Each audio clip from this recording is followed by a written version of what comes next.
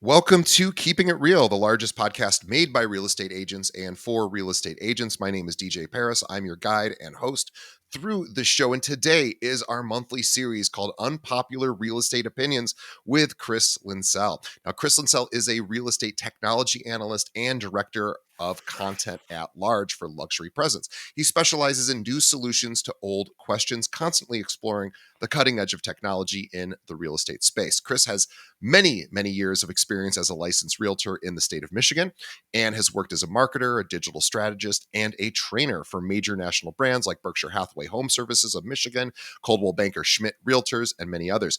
Throughout his real estate career, Chris has been part of hundreds of transactions, ranging from modest rural starter homes to multi-million-dollar waterside compounds. He's also an accomplished musician, actor, and speaker, and Chris has engaged with audiences in sizes ranging from 30 to 3,000. He is often sought after for various industry events. You will see him at events like the National Association of Realtors annual meeting. You will see him at Inman. You will see him all over the place speaking all throughout the country. In fact, he was just on a webinar just now with almost 2,000 agents. So we are thrilled to have him. His voice is probably a little tired, but we'll get a few more minutes out of him before he collapses. But I want everybody to follow him on LinkedIn.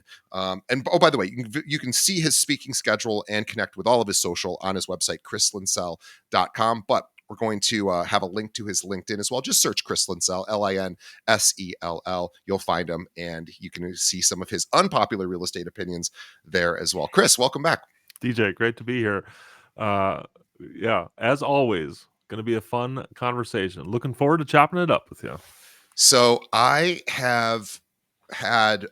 noticed a lot of talk in the industry locally here in Chicago, but in just in the industry in general outside of our market about the PLN, the private listing network. I don't know if every market has one specifically with their MLS, but certainly there are other private listing networks popping up.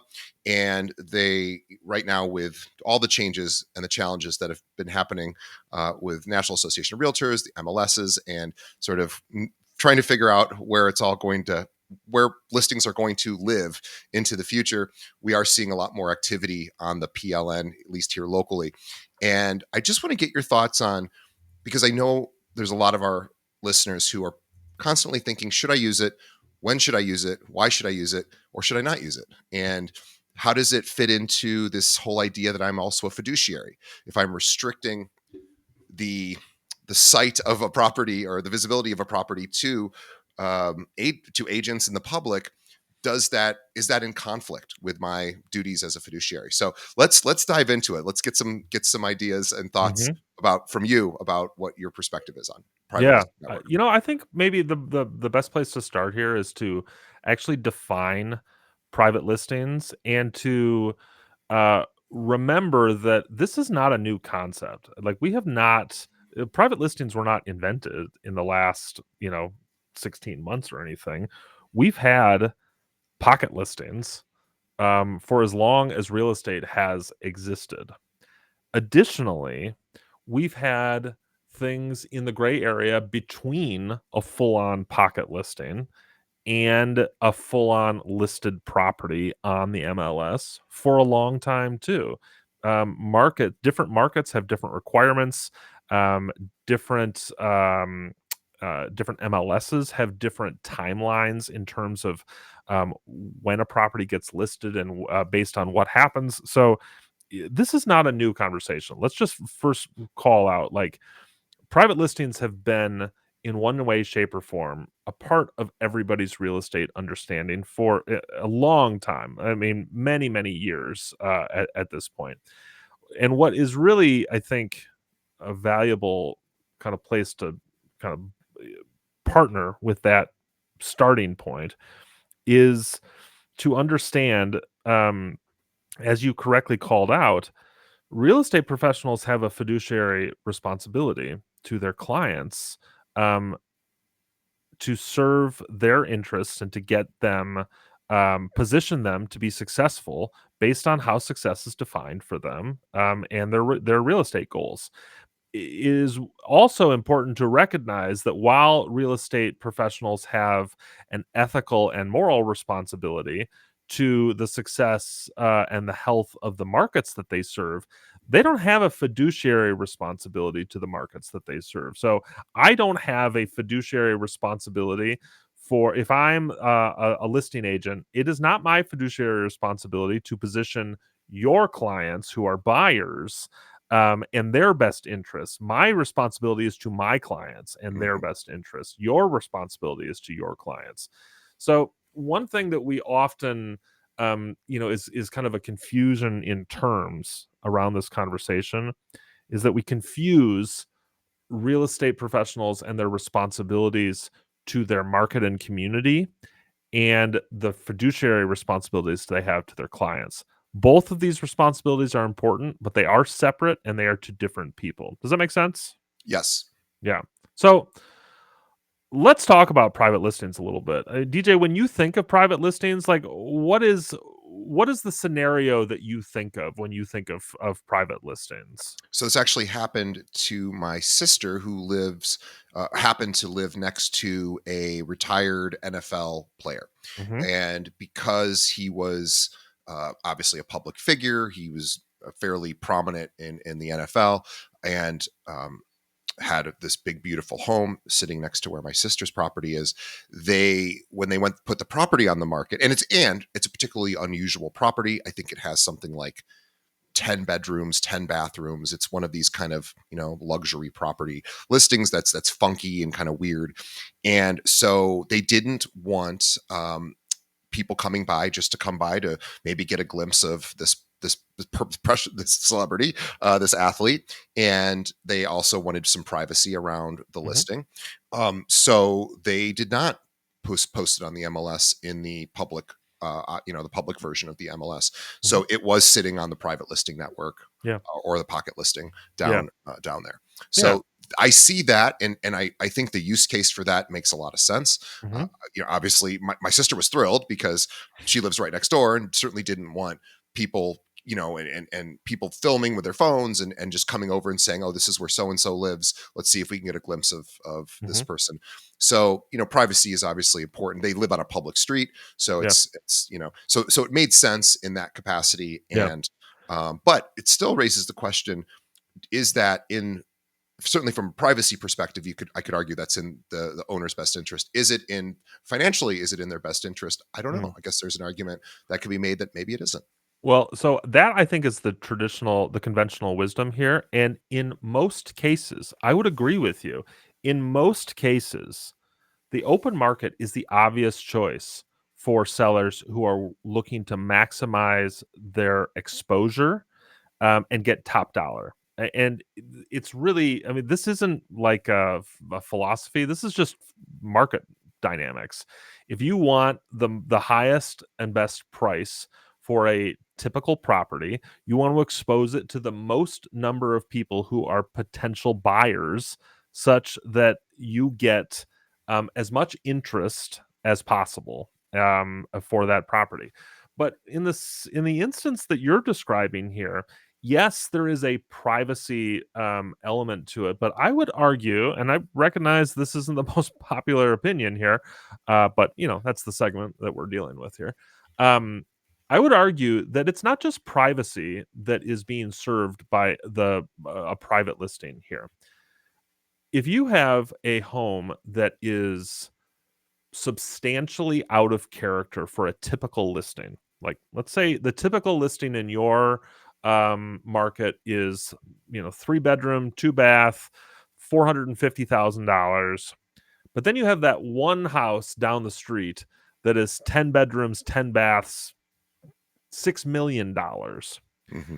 Um, Putting that property on the MLS is it is unlikely that doing so is going to expose it to a broader network of potential buyers Right. than a private listing strategy that utilizes marketing that more natively connects with people who are in that price point. I think a lot of agents who want to do luxury and want to have these high price point listings, what they haven't yet realized, if they haven't yet had those listings, is it's not as simple as winning the listing. That's just kind of maybe even uh, before step one of working with that. That's just getting the owner to say, okay, well, I'll give you a shot. Because if it's a $10 million plus listing, as to your point, 99.99% of Americans aren't going to be able to Mhm. become a viable option for a buyer. So putting it on the MLS, yes, it gets more visibility, but it does it actually hit the market of those potential buyers? And the answer is probably not.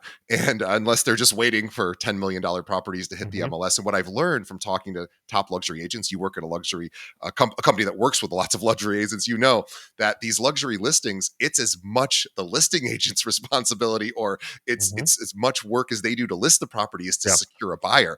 Even though they're not on both sides necessarily, they Mhm. are doing the work of trying to find these high net worth individuals that are Right. able to afford these properties. So they're doing outbound marketing well beyond the MLS. They're calling agents who play in Mhm. that space. They're calling people who play in those sandboxes. Right. So It's a there's an tremendous amount. Yeah, argument to be made then that the upside of the open market, which is the broad market exposure, which has a limited benefit the higher you go in price sure. point, there's an argument to be made that the upside of that broader market exposure is does not surpass the downside of the attention that that listing might get, that would be detrimental to either the seller. Maybe the seller doesn't want people driving by their house Yep. and trying to get a peek in the windows.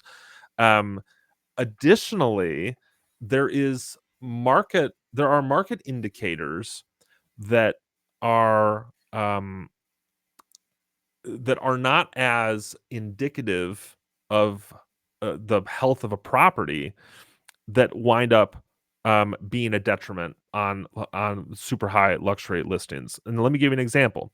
So let's go back to this scenario that we described. Let's say the typical sale price in your market is $450,000, and let's say the typical days on market for a property in your market is 90 days. Mhm.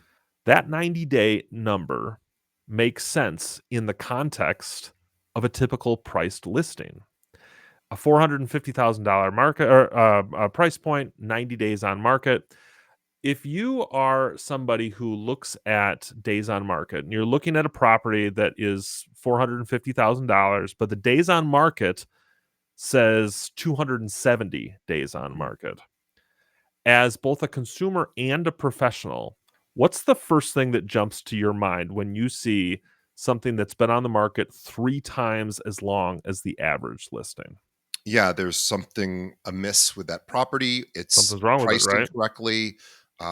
There's some sort of problem that I need to now identify before presenting it. Exactly. That's exactly what you should be thinking. And that, because that is almost always what's right or what's correct, is one or a combination of what you just listed.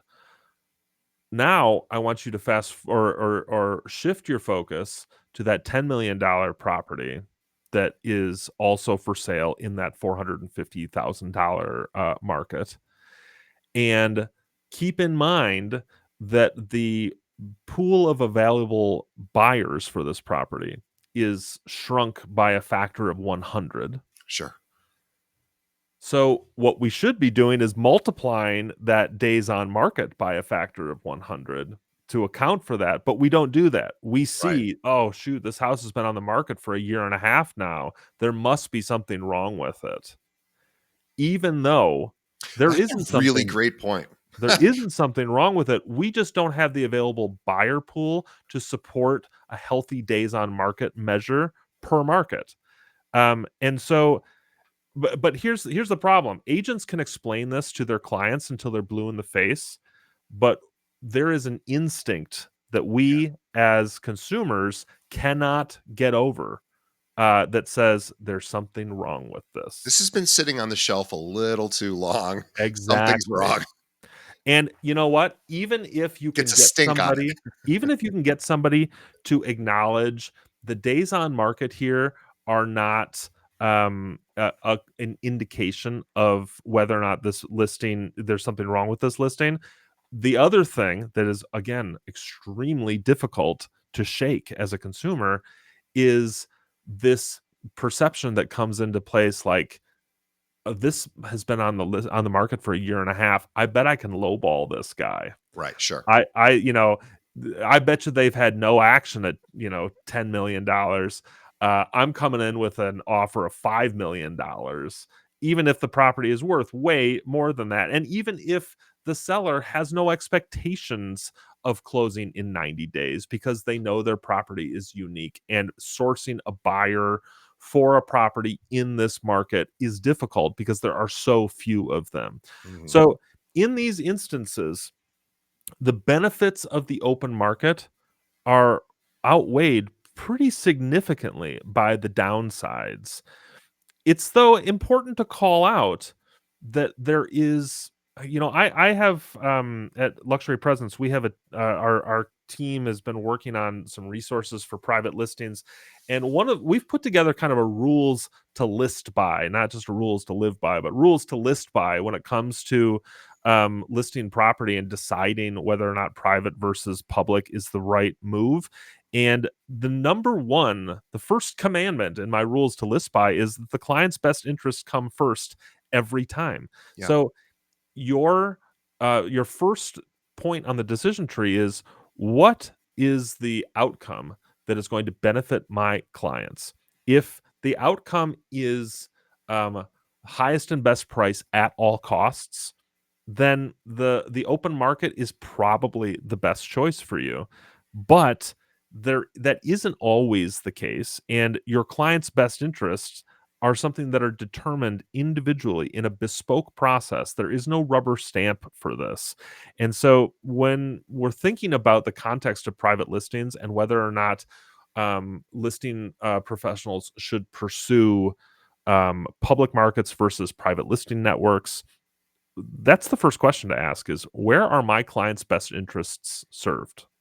Yeah, I think you've made the case that on the luxury side of things, there's a pretty strong argument to be made at times Mhm. that the private listing network is maybe the Yep. better call, especially for the lowball situation, which I hadn't thought about, which is Mhm. you are required to present all offers. Yeah, So if it's the truth. you have a $10 million property that's been sitting for a year and a half, you are going to get some lowball offers just because why not? And agents are going to their clients are going to fire those out, and now you have to deal with those. And even though it's they're never going to be accepted by your Mhm. client, you now have some responsibility to deal with those. Yeah. So there is yes, that makes all the sense in the world for everyone who's not playing in the luxury space. Mhm.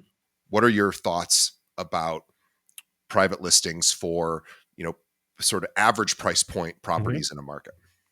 So, this is going to be, I know I'm going to get flack for this, so please bring it on. I welcome your criticism, people.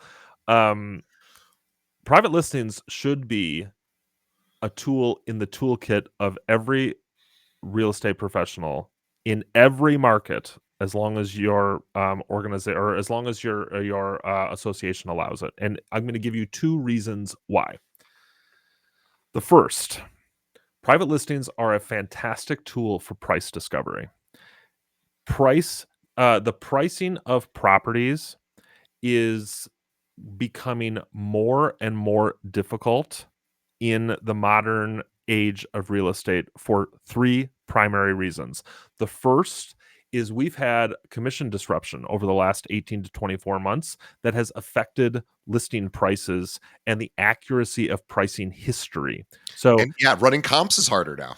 it's totally harder solely from a commission perspective, Mhm. because back 24 months ago, um, it was it was not uncommon that there was a standard. If people can, if they are watching, I'm doing air quotes here, a standard commission of 6%, which was um, which means that of the sold price, 6% of that came off the top to go to commissions.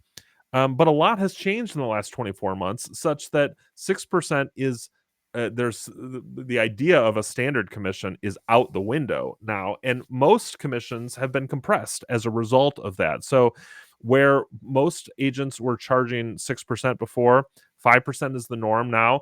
1% difference doesn't seem like that much, but when it comes to an average price point in the United States of over $400,000, that's 4 grand. That is difference in that is a flex in your list price. So comps are more difficult for that single reason, but just generally, comps have become more and more difficult to run in the United States. Also because our sales volume is down. We have fewer transactions that are taking place based on demand. And so we are going deeper and deeper into historical records to find comps. The markets are moving very quickly. We all know how expensive property is now versus just 2 years ago. If you pull comps that are 24 months old, the market has matured and has in significant ways since then. So the window of understanding where how relevant comps are has shortened so much that a lot of agents are having a hard time pulling accurate comps for properties. So how do we get around this? We supplement our CMA strategy by listing privately with a price discovery model, Mhm. such that you can get real-time feedback from other professionals in the market and other buyers that are actively looking. You can do that sort of price discovery before listing on the MLS, such that you have a much more accurate understanding of what the market will bear for your property. And if you get an offer that meets your needs in that price discovery period, then Bob's your uncle. You've actually shortcutted the process and you have what you want out of this. If you don't, then you have this real time CMA function that gives you new ways of understanding the value of a property and new ways of servicing your clients. So that's the first reason. And I recognize that is a non-traditional answer, but these are the realities, people. This is what's happening. It, one of the disappointments that I felt, I'm curious to get your take, and it goes back to sort of your whole reasoning for using the private listing network as a pricing discovery model or tool, is that we changed the way that commissions are structured, even though for a lot of us it's still ultimately at the end of the day business as usual for many transactions, but the way it's sort of uh, uh, put on the ledger it looks a little different. However, nobody has really solved for this for CMAs, and I'm sort of a little disappointed in. I don't know that there's an easy solution for this, but this is a massive problem that really hasn't. I know you and I have talked about it, or you've talked about it in particular, but this is a huge issue because if we are going to be using CMAs going forward, we need to be able to solve for accuracy. And Mhm. there is, I don't know if there's a way to do that. Sort of industry wide. But boy, that would be something I would want my association or my MLS to start thinking about, because nobody's really talking about that. And most agents aren't solving for that discrepancy. They're just running CMAs as per usual. And they're not ultimately going to be as accurate in many cases. Yeah, it's the truth.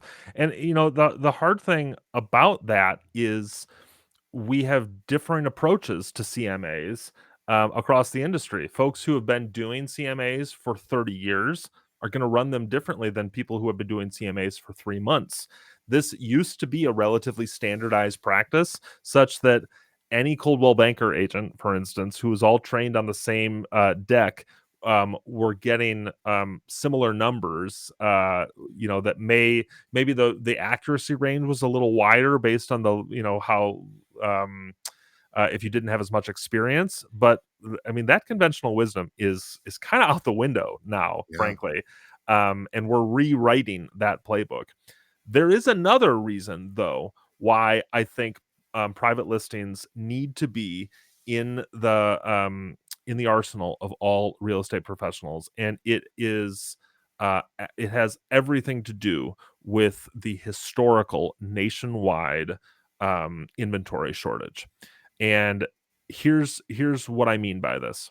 I'm not suggesting that we take listings that would be bound for the public markets and convince our clients that their best interests would be served by converting those to private listings. That would actually hurt the inventory of our market. What I am suggesting is that um, hungry real estate agents who are working on scaling their business and don't have the listings that they want to support the business that they want to operate should start operating these private listing options for listing clients to give property owners who are not actively looking to sell but may still be open to offers that meet like an aspirational price point or their transactional goals. These folks can get in the game here. And Ah, there is like let's say you door knock an entire neighborhood and three of the folks in the neighborhood are like, yes, I'm interested in selling in the next year, um so we should talk and we can get listing paperwork together. And you know, 100 people say, get out of here, I don't want anything to do with you. So you got three listing or potential listings. That's great. But what if the demand for that neighborhood is actually 10? There's 10 buyers who are looking yeah, in that neighborhood. right. If you can convert a handful of those 100s to be like, listen, I know you're not looking to sell right now. That's great. I totally respect that. What would be something that would provoke you to sell? Right. Is What there what a is your I will move tomorrow That's price? exactly right. And that's not a new tactic. Like that No. is a conversation we've had for a long time with potential sellers. The difference, though, here is that smart agents are using this as a chance to essentially create a nurturing relationship with these potential property or with these potential sellers by creating these loose private listing agreements and arrangements, and then taking those agreements and arrangements and leveraging them across a couple of different platforms. The first is you can create downstream of NAR's rule changes to clear cooperation. You can create much more easily office exclusive listings now, such that um, you don't have to market anything publicly. You can just share these listings in a much more streamlined way with just the people in your office. Luxury Presence, my team that I'm so grateful and excited to be a part of. We have a tool called the Brokerage Listing Network. It's a tool that we provide to brokerages that are Luxury Presence clients that allow them to seamlessly share private listings within their office, not privately. This is just I've got a private listing. I can share it with agents within my office exclusively. These are folks who don't have an interest in moving now, but they clearly have an interest in the value of their property. Sure. And what's the worst thing that's going to happen? You have a private listing that goes nowhere. The contract expires. This person goes off into the ether, but they know your name and they're coming back to you if you gave them a good experience if their perspective changes. The best thing that could happen is that this person gets interest and activity from their private listing such that they said, well, you know, maybe I am interested in listing. And this property goes on the open market and we add inventory. But what the realistic thing to happen here is that some of this private listing inventory with flexible timelines works to take some of the pressure off the public market Yeah. such that the demand is more balanced with supply, which makes it easier on buyers, um, which makes money a little bit cheaper when you're borrowing money because you don't have such market tumult happening. The mortgage markets can calm down just a little bit.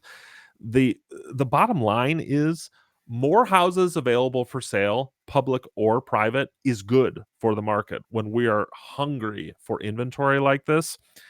I know that it isn't the traditional means of thinking about it, and I know that, you know, talking about listings that, with clients that have high privacy needs, or, that have exclusive listings with a very limited buyer pool, or, these like advanced CMA strategies or flexible timelines. I understand this is disruptive and it is not what a lot of people want to hear if you've been doing real estate for a long time.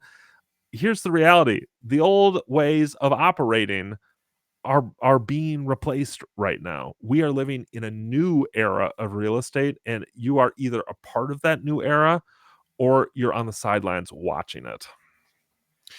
Yeah, it's, boy, you have really opened my eyes to, as a non-practicing agent, I do have to say my ignorance should be pretty high around this, as I'm non-practicing, but I I take a lot of what you say as really great advice to pass on to agents, because I was all set to hear it never makes sense unless you're a public person and you need privacy.